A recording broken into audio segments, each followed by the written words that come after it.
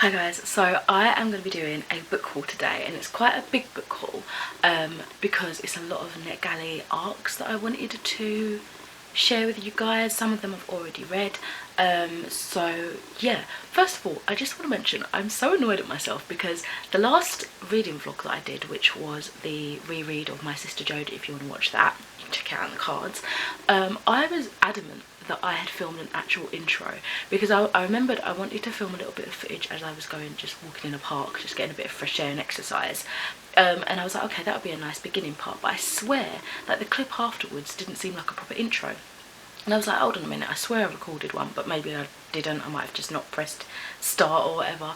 But it turns out I just looked at my camera to delete some stuff so I had enough space, and it turns out I did film an intro. I just didn't include it in the uploading of footage to my computer to edit, and it was so annoying. I didn't even watch over it again, as in like I didn't even watch over that intro clip because I knew it would annoy me. I just deleted it straight away because there's no way I was going to re-edit and upload it when the video's already up and stuff, and I wasn't about that life. So I just wanted to get that off my chest because I was like, I knew I recorded an intro and it probably had crucial information to the vlog, but hey ho. Anyway, let's get on with this video. So I think I'm gonna pop on my glasses. I'm sorry it looks a bit dark. Hopefully I can edit it to make it a little bit brighter, but if I open the blinds it goes completely dark, and I kind of just wanted to film this way, so I've turned on the light to sort of lighten it up. But yeah, I'm gonna get my glasses on because I can't see and I need to kind of go and look at my list. That is far better, I can actually see. So I'm going to go through the mainly physical books, and then I've got one more physical book at the end. That came out weird. One more physical book at the end that I will tell you about, but I kind of like to do things in order. So first of all, I got these from ASDA's various shopping trips. I went and checked out what they had in books. They usually have really good deals, so I bought a few of these on different occasions when I was getting food shopping. So the first book, actually the first, I want to say 3 books I've already included in a reading vlog, but I thought I'm doing a full haul, I might as well just include these again. So I won't dwell too long on these in case you've already heard me talk about them, but I've yet to read these ones. And the first one is The Boy Who Made the World Disappear by Ben Miller. So this author has another book called The Night I Met Father Christmas, and I don't know, if I like this one enough I might go back and read that one.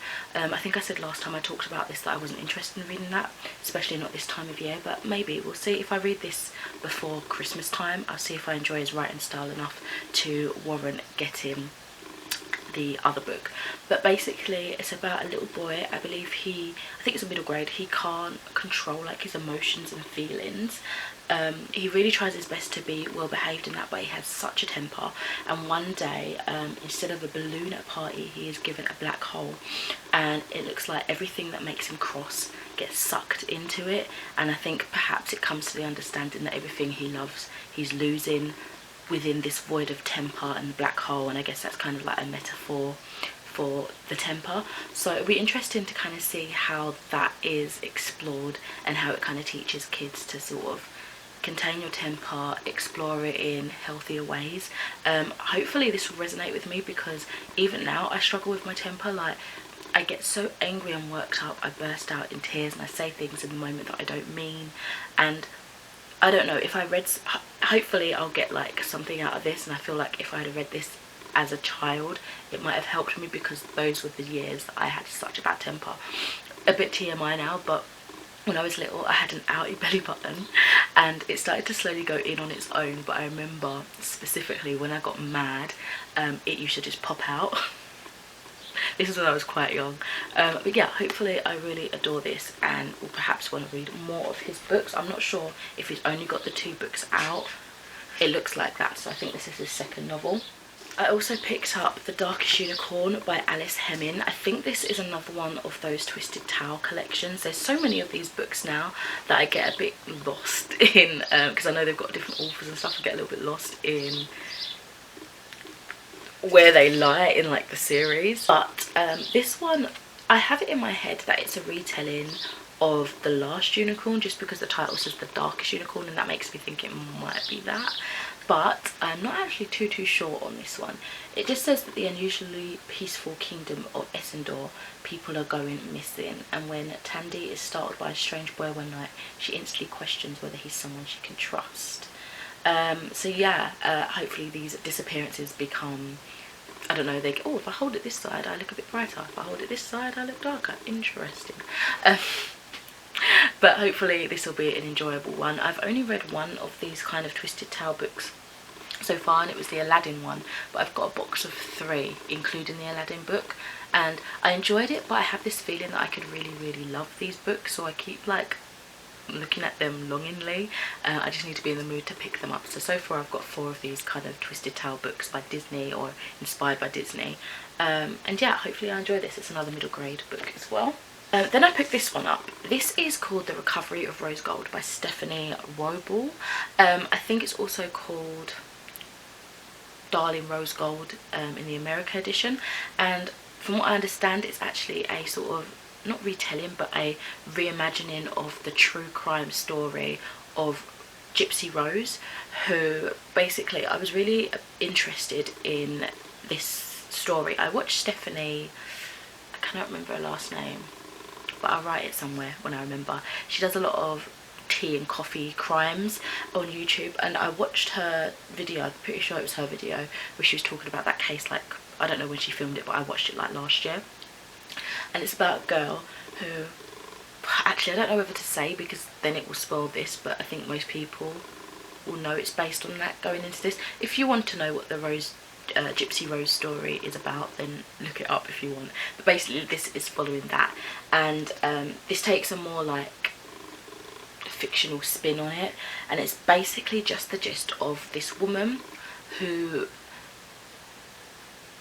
exploited her daughter by saying that she was ill when she wasn't. She made all these situations to kind of get charitable support, and it made her look like the best mother in the world because she was like looking after this daughter that appeared to be severely disabled, had loads of things going on illness wise, and none of it was real.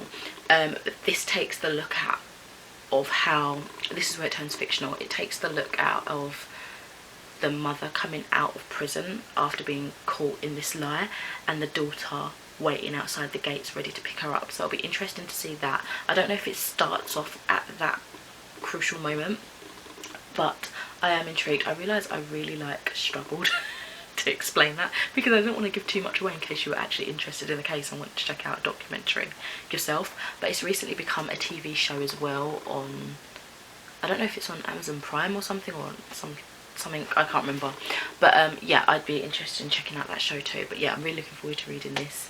A bit of thriller, see the differences with the true account and this fictional based one.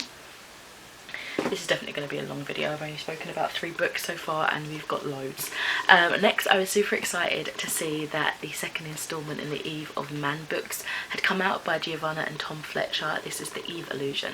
So this is book 2. I had a whole review on the first book if you're interested, and it gives you like a synopsis and stuff, so I would check that out if you're interested in it. I think I'm going to buddy read this with my friend Maria when we both decide we want to pick it up, because we're not quite ready for it just yet, but I was super excited. I was like really obsessed with it when I finished the first book, and I wanted to know when there'd be more, when there'd be more, when there'd be more, and then I kind of fell off and it got a bit quiet, so it was such a surprise to see this in ASDA because I wasn't even expecting its release. Like, I completely fell off the bandwagon of like news about it or anything.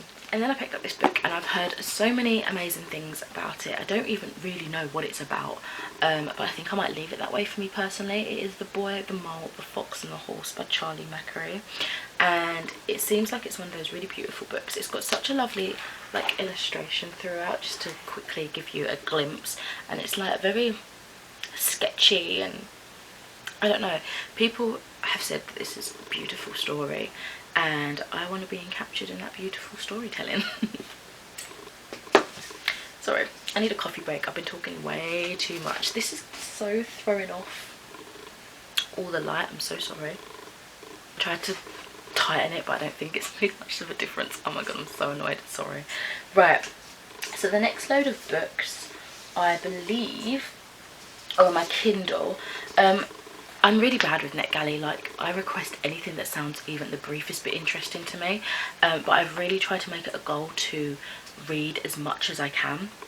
With this, and sorry about the glare, like I need my glasses. The first book is Daisy by J.P. Henderson.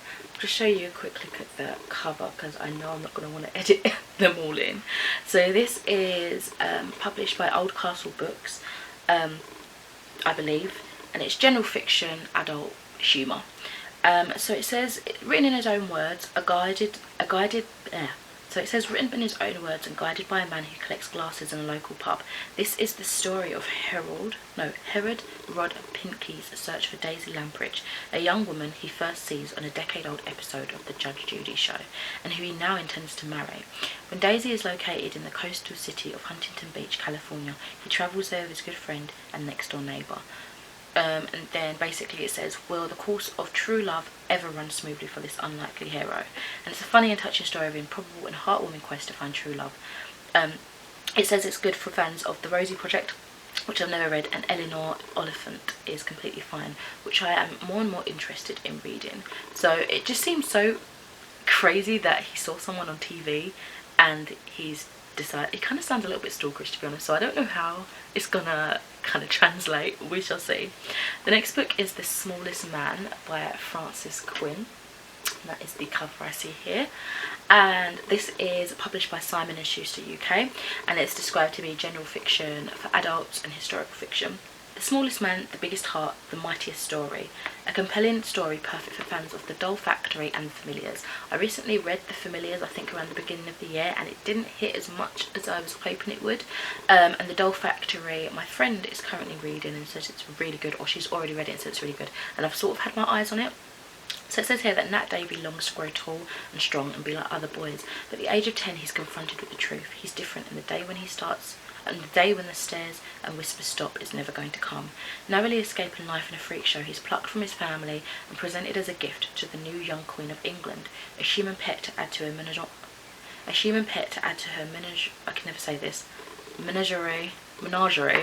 of dogs and monkeys. But when Nat realises she's as lost and lonely as he is, the two misfits begin an unlikely friendship, one that takes him on an unforgettable journey as England slides into the civil war that will tear it apart and ultimately lead the people to kill their king.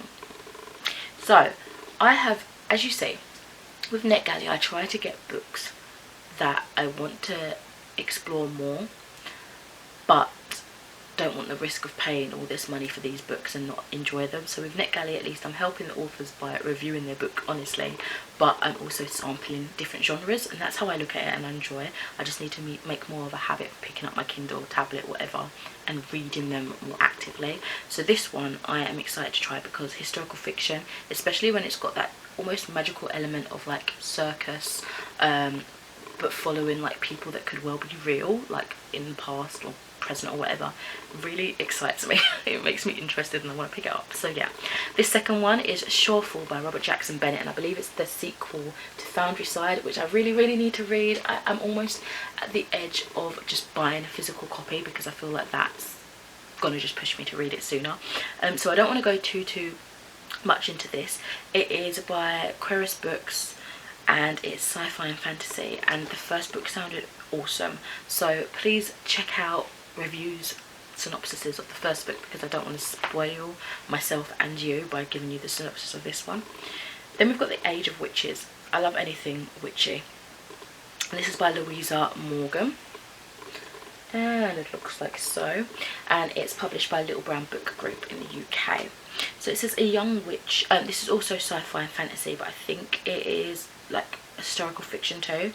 It says a young witch must choose between love and loyalty, power and ambition in this magical novel set in the Gilded Age, New York and London. So it's pretty cool that it follows like two different places.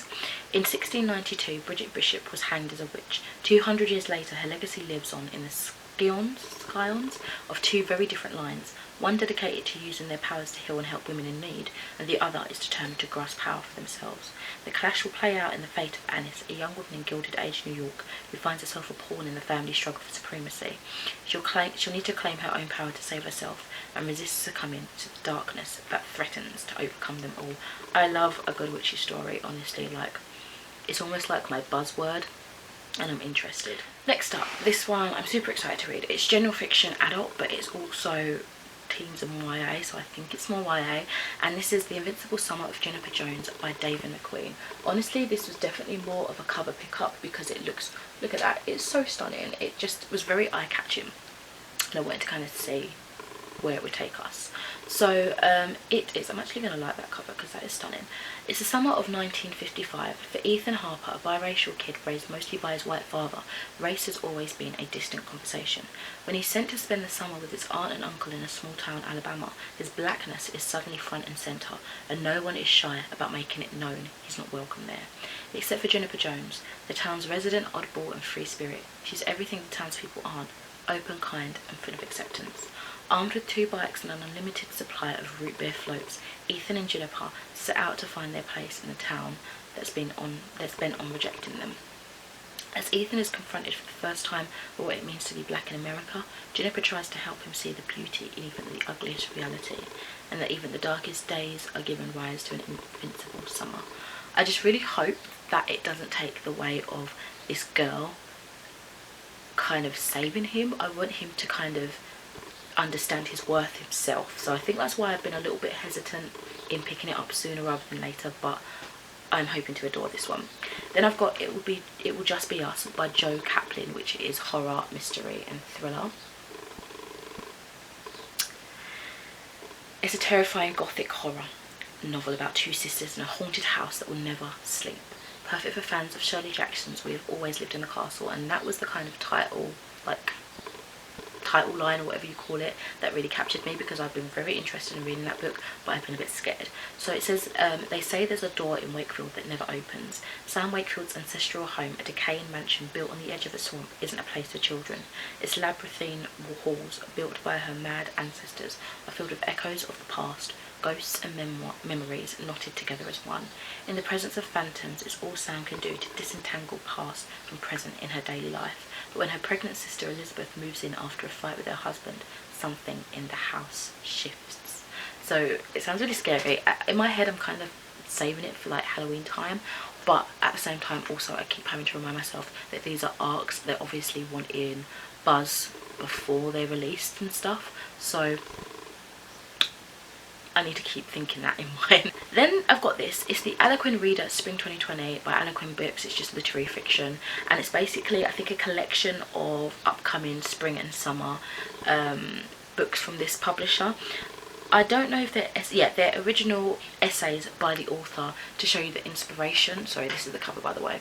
To show you the inspiration of their books that are coming out, to just kind of get hyped, get you interested, get you to see what they're about without kind of properly dedicating yourself to all their books, just to see what your tastes are.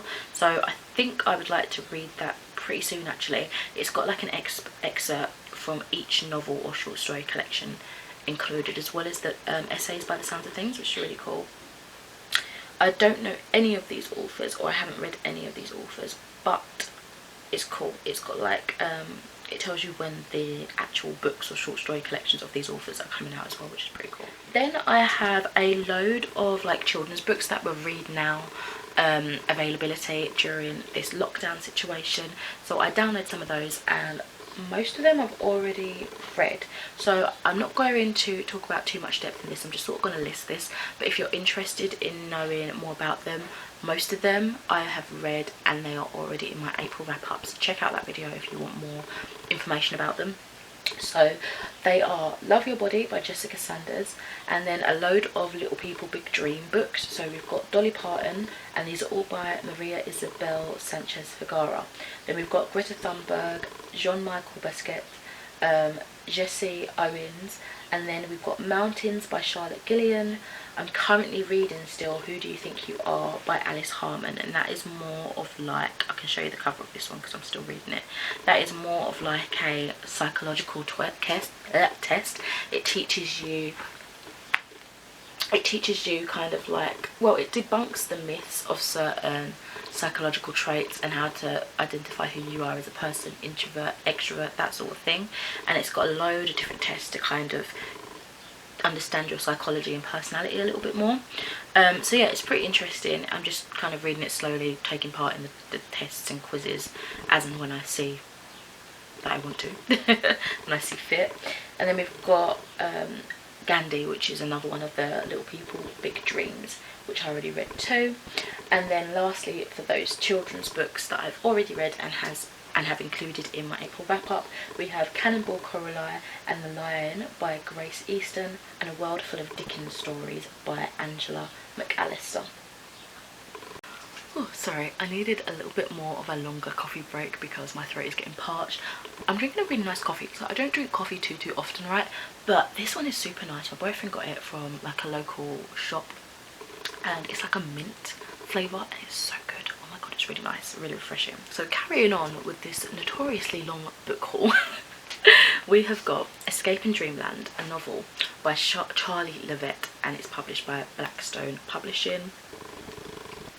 It's like historical fiction, and this is how it looks. And honestly, a bit controversial, but it reminded me of the Michael Jackson documentary. I feel like it had a similar name or something, so at first I thought it was that, but it's not. So in 1906, New York City, a trio of young people come together to write a series of children's books that echo down the generations in unexpected ways. So when I saw that title line, I was like, oh, what children's books? I'm interested. Anyway, these are the books. So Robert Parrish's childhood obsession with series books, like the Hardie Boys and Tom Swift, inspired him to become an author. Just as his debut novel becomes a bestseller, his relationship with his girlfriend Rebecca begins to fall apart. Robert realises he must confront his secret demons by fulfilling a youthful promise to solve a mystery surrounding his favourite series. Why can't I talk right now? The Tremendous Trio. Guided by 12 tattered books and an unidentified but tantalising fragment of a story, Robert journeys into the history of the books that changed his life, hoping they can help him once again. So I absolutely love the idea of books about books, and I feel like as a reader, as someone that adores books and predominantly has a book channel, I need to get in the habit, sorry, my chair's creaky, I need to get in the habit of reading more books about books, because obviously I love books and I want to read about people loving books, you know, in more of like a real life situation. So that hooked me even more, and thus I requested it. Next up we have Crossings. I believe this is like a literary fiction as well, and it's by Alex Landgren. Again, it was another sort of title cover thing that had me intrigued. So on the brink of Nazi occupation of Paris, I've downloaded quite a few books that follow sort of the Nazi era of Germany and how it affected so many people in different countries and stuff. So I think this was another thing that was like, yes, I want to read more, and I've still not read those ones yet, but I have a nice collection now that perhaps I will read them kind of back to back to kind of see how they will feel, you know. Maybe I might do a wrap up about them. So on the brink of Nazi occupation of Paris, a German Jewish bookbinder stumbles across a manuscript called The Crossings. It has 3 narratives, each as unlikely as the next, and the narratives can be read one of 2 ways, either straight through or according to an alternate chapter sequence. That sounds so funky. So the first story in Crossings is a never before seen ghost story by the poet Charles Baudelaire, penned for an illiterate girl. Next is a noir romance about an exiled man, model on Walter Benjamin, whose recurring nightmares are cured when he falls in love with the storyteller who draws him into a dangerous intrigue of rare manuscripts, police corruption, and literary societies. And finally, there are the fantastical memoirs of a woman turned monarch whose singular life has spanned 7 generations. With each new chapter, the stunning connections between these seemingly disparate people grow clearer and more extraordinary. So that just sounded really unique and an interesting way to give a story set in this time. So again, intrigued, obviously, that's why I've requested all of these books. So then we have In the Dark Soft Earth by Frank Watson. It's poetry of love, nature, spirituality and dreams. So another one of my like buzzword phrases is spirituality. I'm always interested in learning more. So this is literary fiction and poetry. It says, dig into this delectable journey through the dark, sensual, ravishing poetry of Frank Watson. Ruminate the searing to the sultry as you absorb this haunting lilt of burning carnality. The poems ignite, even this description sounds lyrical. The poems ignite rapid and surprising shifts in focus and perspective as they twist and turn your preconceptions, allowing the implications to linger in your thoughts. So I mean, it doesn't really tell you a great deal about it, but it leaves you wanting to know. So I'm going to keep that up because I think I want to pick that up fairly soon. And I might do it with this one as well. So this is Shine On, the remarkable story of how I fell under a speeding train, journeyed to the afterlife, and the astonishing proof I brought back with me, by David Ditchfield and J.S. Jones, which looks like so. And this is published by John Hunt Publishing Limited. And it comes under health, mind and body, religion and spirituality. And it says here that across thousands of years, people have described one of the most astonishing of all human phenomena, the near-death experience, the subjective experience of an afterlife, a place where we apparently survive death. The more powerful than NDE, the more profound the after effects. The ambitious reset their priorities, atheists change their values, and doctors rethink their beliefs. But what if the afterlife of an NDE were undeniable? What if someone suddenly developed the ability to produce high-quality paintings of their NDE, a newfound skill that went far beyond the artistic ability they had before? And what if that same person then suddenly acquired the ability to compose classical symphonies after their near-death experience, and their symphonies were then premiered at sell-out orchestral concerts, even though to this day they are unable to read or write a single note of musical notation? Wouldn't this be proof that even a cynic would have a hard time explaining? After his near-death experience, this is exactly what happened to David, and this is his story. That sounds mind-blowing, and honestly, just reading back that synopsis again, I need to know more, and I am keeping that up because I would like to get to that soon. After that we have a sadder one. I don't think I'm ready to read just yet, just because of my current headspace, and because it takes more of a darker tone by the sound of things. Not dark, but it sounds more melancholy. And it's Lights for the Path, a guide through grief, pain and loss, by Madeline Davis, by SPCK, and it's middle grade teens in YA in terms of genre. And it says here that Madeline was 9 when she first realised that people could die. She was reading a book where the character lost a parent. Little did she know that her own mother would die just 3 years later, changing her world forever. Over 20 years later, she can still remember the loneliness that surrounded her. It's what prompted her to write this book, a guide for coping with the loss of a loved one, bringing together stories of love, loss, advice from doctors, counsellors, authors, and others as well. As well as Madeline's own experience. This book offers practical tips and incredible comfort, telling readers everywhere you are not alone and you will find your way. To be honest, it's kind of something that I probably should read at the minute, but I don't know if it would do me more harm than good currently. So I will hold off for a moment, although its published date is 21st of May. I don't know when I'm going to get this video up, so we shall see. But we shall see. And then we have The Witches of Willow Cove by Josh Roberts, and it's published by Owl Hollow Press, and it's children's fiction and middle grade. This one has a really cool cover as well, and this one is about 6 teenage witches. Again, you see the theme of witches, spirituality, that sort of stuff. One mysterious stranger and a secret that could destroy them all. It's not easy being a teenage witch. Don't we know it? 7th grader Abby Shepherd is just getting the hang of it when weird stuff starts happening all around her hometown of Willow Cove.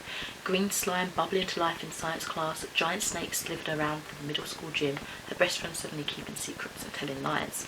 Things only begin to make sense when a stranger named Miss Winters reveals that Abby isn't the only young witch in town, and that Willow Cove is home to secret paths that connects them all. So I like the idea as well of like teachers knowing more in this sort of situation, and they can kind of mentor you and fill you in on the secret world that's actually happening. So that seems like it would be quite an exciting adventure. And then I've got Ignite the Sun by Hannah Howard, published by Blink, and it is sci-fi and fantasy, teens and YA. 16-year-old Sierra Nightingale has never seen the sun. That's because Queen Isabel shrouded the kingdom in shadow upon her ascent to the throne, with claims it would protect her subjects from the dangerous light. The darkness has always left Sierra uneasy, and part of her still longs for the stories of the light-filled days she once listened to alongside her best friend. It's a YA fantasy adventure that is exciting and unique, right down to its metallic book cover, and an exploration, let's ignore that other word, of the struggle with anxiety and depression. So that sounds interesting. I like the idea of like real life problems in a more fantastical science fiction based world. I think if it's done well, it can be quite impactful and almost like metaphorical. Then we have This Eternity of Masks and Shadows, and that title alone was very alluring. It's by Karsten Knight, published, I think it's an independent one because it's published by her as well, and this is also sci-fi, fantasy and teens and YA. Beautiful cover there as well. So it sounds like it is part of, I don't know, because when I read the bottom part it sounds like it's a part of an already existing trilogy, so I don't want to read it again just in case it spoils stuff. But it's basically the author of the Wildfire trilogy and Nightingale Sing. I feel like I recognise Nightingale Sing, but it says shocking twist cascade toward an explosive finale in this thrilling new mystery. So I don't know if this is the beginning of that and it leads up to a finale, or if this is the finale. So I'm just going to not read the synopsis because I think that would probably be the better thing to do. And then here we have Zodiac Signs, Characteristics in Relationships, Love and Career by Smelena Kurilova, and it's published by Books Go Social, and it's health, mind, body, soul reference, that sort of thing. And this one is just like, I think like non-fiction, understanding your zodiac and that sort of stuff. Again, things that I am all about. And it says, why do they do the things they do? This useful handbook is packed with copious insights on personal relationships and emotional needs that motivate an individual. In the following sections, along with discovering your talents based on your date of birth and inspiring ideas on how to attain personal fulfillment, you are welcome 4 short stories with valuable lessons about seeking acceptance, life appreciation and underlying motivation, which is awesome. Then we've got another sad one that I don't know if I can read right now, because it sounds a bit sad. And it says, why does Daddy always look so sad? A memoir by Jude Moreau. Again, it's published by Books Go Social, and it's biographies and memoirs. It's a genre that I don't read an awful lot of, but I feel like you can learn a great deal if you do. So it said that I knew that Jupiter has 79 known moons and where the swimming pool was located on the Titanic, yet I didn't know how to connect with this beautiful child who called me Daddy. It's a candid view of life and love through the eyes of an autistic adult who went from being a non-verbal and aggressive child to a hard-working and responsible father to a non-autistic son. Growing up autistic, Jude Moreau, sorry, I'm not too sure how to pronounce his surname, faced immense challenges and marginalisation, but he was able to successfully, though not without difficulty, finish university and transition into a successful career and eventually parenthood. Jude views his autism as a gift to be shared, not a burden to be pitied, and he demonstrates through his honest recollections and observations autistic people's lives can be every bit as happy and fulfilling as those not on the spectrum. And again, autism is something that I love learning more about. I just find it so fascinating, and how people use it and do amazing things and not let it affect them negatively. So I love reading things that uplift it, and show that you can do just the same as anything. You know, you will have your struggles, but you can do it if you persevere in some situations. So I am very interested in seeing this and how the relationship between a child and him kind of work.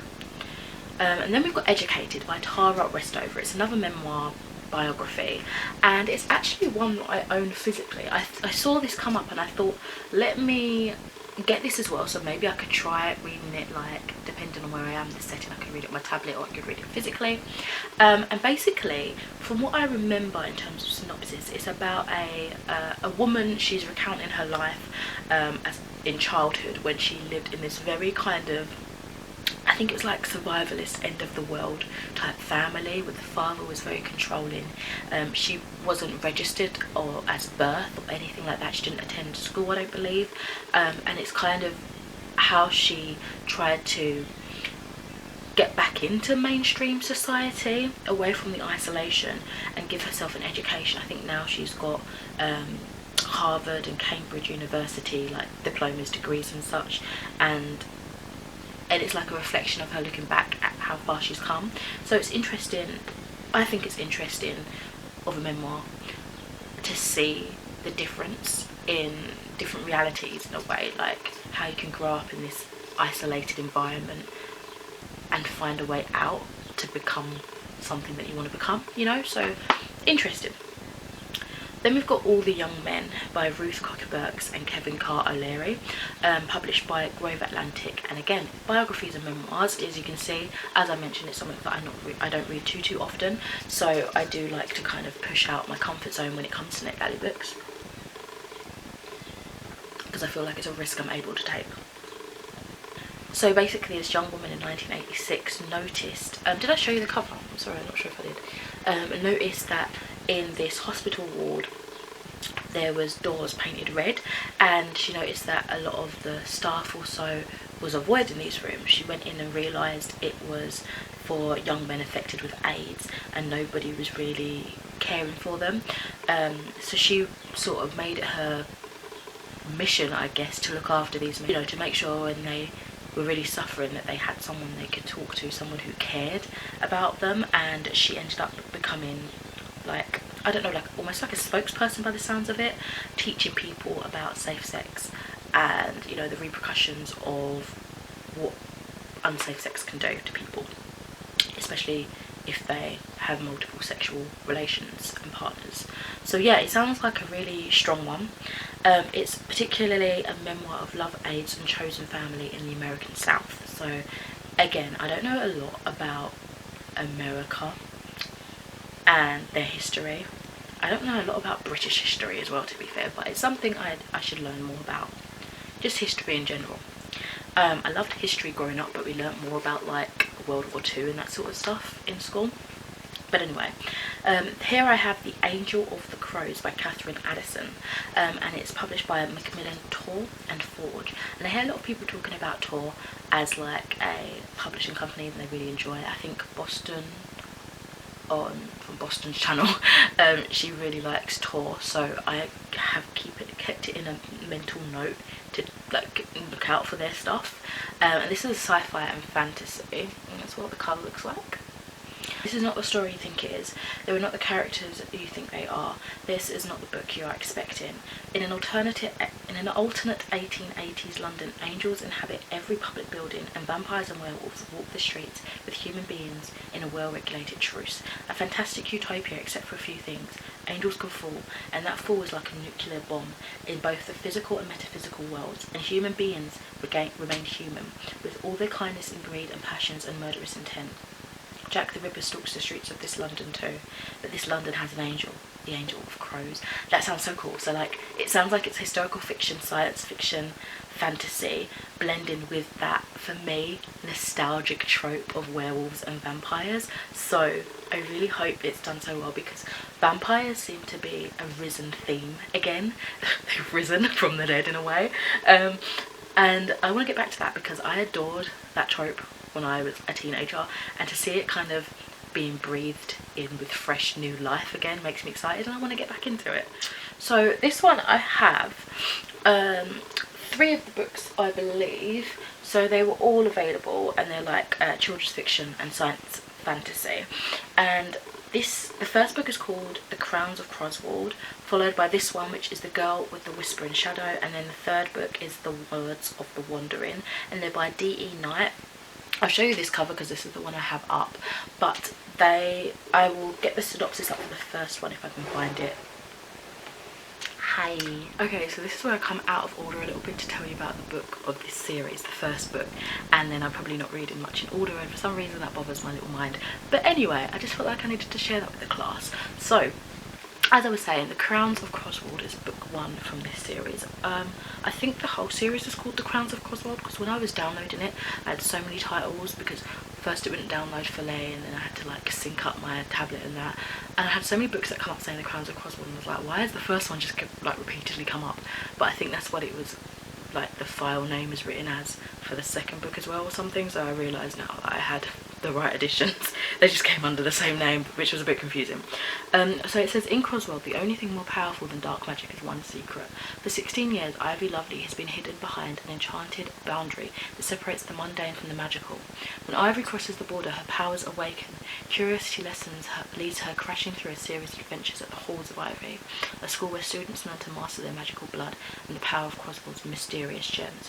When Ivy's magic and her life is threatened by the Dark Queen, she scrambles to unearth her history and save Croswell before the truth is swept away forever. And as I mentioned, book 2 is The Girl with the Whispering Shadow, and book 3 is The Words of the Wandering. So maybe I might like read them over a couple of weeks, like back to back. So hopefully I enjoy those. And then we've got Environment. So this is a bit of non-fiction, and it's written by Rolf Holden, published by Bloomsbury Academic. And this had such a simplistic but almost powerful cover that I was intrigued. Obviously you've got the plastic bottle in the ocean, which is obviously a massive thing that is destroying our planet. But it is, what is the environment? The elusive object that impacts us so profoundly, our odds to be born, the way we look, feel and function, and how long and comfortable we may live. The environment is not only everything we see around us, but also, at a lesser scale, a hailstorm of molecules large and small that constantly penetrates our bodies, simultaneously nourishing and threatening our health. The concept of oneness with the surroundings urges a reckoning of what we are doing to the environment, and consequently, what we are doing to ourselves. By taking us through this journey of questioning, our author empowers readers with new knowledge and a heightened appreciation of how our daily lifestyle decisions are impacting the places we occupy, our health, and humanity's prospect of survival. That sounds bloody empowering in itself. So yeah, a little bit of non-fiction to get myself educated. See what I did there with another book title, you know what I'm doing. Anyway, then we've got another sort of non-fiction, I guess, and it's actually a political book. I don't know when I'll get to this one because it is, again, it's based in like American outlook of stuff, and I don't even know much about the British way, so it'll be a bit of a jump to go over to that one. But it's called Underwater, How Our American Dream of Home Ownership Became a Nightmare. I'm interested in home ownership. I'm just, you know, for life and future, so I thought it'd be interesting to read something about that. And this is by Ryan December. It makes me want to say December. I really like that surname. And it's published by St. Martin's Press. And this is the cover of that. Oh, nearly dropped it. So his assignment was to write about real estate frenzy lighting up the redneck Riviera. So Ryan December settled in and bought a home nearby himself. Then the market crashed and he became one of the millions of Americans who suddenly owned more on their homes than they were worth. A flood of foreclosures made it impossible to sell. It didn't help that his quaint neighbourhood fell into disrepair and drug-induced despair. He had no choice but to become a reluctant and wildly unprofitable landlord to move on. Meanwhile, his report showed how the speculative mania that caused the crash opened the US house marketing to a much larger breed of investors. I also think the reason I picked this is because I feel like obviously a lot of things are going to be struggling when we open back from lockdown and stuff, and home ownership and selling of home and land will probably be one of those. And I thought, let me try and read this before things become lifted to kind of get a little bit of maybe like foreshadowing, just to see how it could be. I don't know if that sounds cynical to you guys, but I thought it'd be interesting to learn. And then coming up near to the end now, I think I've only got 2 more Netgalley books and then 1 physical book. And so this is The Fixed Stars, a memoir by Molly Weisenberg, and this is published by Abrams Press. The cover didn't do a lot for me, but I was interested in, you know, stars, zodiac, that sort of thing. So with that in mind, I was like, what is this? And it sounds really interesting. So at age 36, while serving on a jury, author Molly Weisenberg found herself drawn to a female attorney she hardly knew. Married to a man for nearly a decade and mother to a toddler, Weisenberg tried to return to her life as she knew it. But something inside her had changed irrevocably. Instead, she would discover that the trajectory of our lives is rarely as smooth or as logical as we'd like to believe. Like many of us, Weisenberg had long understood sexual orientation as a stable part of herself. We're born this way. Suddenly she realised that her story was more complicated. Who was she wondered, if something at her very core could change so radically? So it's basically a memoir of her understanding this change in her sexuality, how it obviously affects her relationship with her husband, who I assume she's now divorced with, separated and divorced, and the relationship she has with her child. So I thought that was really interesting, and the title The Fixed Stars kind of makes sense with it now. And then we've got this. This is the last Netgalley book that I'll be talking about today, and that is The New Startup Mindset. And it's non-fiction, it's business and investing, something that I really don't know anything about. But as I say, I'm getting interested in home ownership and stuff, just out of curiosity and to understand for the future and stuff, and business and investing kind of makes sense with that. So it's 10 mindset shifts to build the company of your dreams, just in case I ever wanted to go into business ownership. And it's literally that, like, you get this person, Sandra I can't say her surname, I'm so sorry. She is kind of talking you through how to be successful in these adventures. And then finally, a book that I received yesterday, which makes no sense for when this video is up because time doesn't exist. No, I'm joking. One of the nurses at work, one of my friends, gifted me this book. It is called The Vine Witch by Luann G. Smith. And I remembered her talking briefly about this, and she couldn't remember the title, and she said, this is that book. I now can't remember what she said about it, so let's read the synopsis. Currently it's a standalone, I asked her, but I think it could probably be a series, trilogy, something. It says, for centuries, the vineyards at Chateau Renard have depended on the talent of their vine witches, whose spells helped create the world-renowned wine of the Chanessu Valley. Then the skill of divining harvests fell into ruin when sorcery Eleanor Bruno was blindsided by a curse. Now, after breaking the spell that confined her to the shallows of a marshland and weakened her magic, Eleanor is struggling to return to her former life, and the vineyard she was destined to inherit is now the possession of a handsome stranger. So it sounds like the kind of traditional romance, magic kind of YA story, and I kind of craving it at the minute, so I was so happy to see this. It actually came at a really nice time because I had been off for a few days suffering with like migraines and it was horrible, and I came in and two of these nurses was like, oh my god, you're back, we missed you, and it was so lovely. And then my friend Grace, she was like, I have something for you, and I went, you have something for me? She went, I have something for you, and she handed me this, and I was so happy, and it just made me really smile because I don't know about you, but whenever I'm so sick of work for like at least 2 days or so, I get really nervous going back because I'm like, oh, I just feel uncomfortable. Like, it's almost like when I used to come back to school after like half term or whatever, or a long period away, and I'd just be nervous, you know, I don't know. And so this just put me at ease and made me feel really nice and happy. So those are all the books, so many books. This is such a long video. I'm sorry, I don't know if you enjoyed it or not, but check out Netgalley if you have it. If you don't, make an account. There's so many cool ARCs you can check out. I don't know if all of these will be still available by the time this video comes out, but it's good intuition to just kind of give a look, see what you're interested in. It's that no risk factor of I can read this, I can review this, and I'm not like investing physical money or anything. I'm just investing my time, so it depends how you view things. So yeah, that was a really weird rambly sentence. Let me know what you've been reading of late, what books you've been buying or not. I don't think I really bought many books because I've been able to get them through Netgalley. This is not sponsored, I swear, but they can sponsor me if they want. Anyway, I shall speak to you in another video. Look out for reviews and wrap-ups and stuff concerning some of these videos, and don't forget to check out my April wrap-up, which includes some more information on some of the books I mentioned here today. And yeah, I'll speak to you in another video soon. Bye!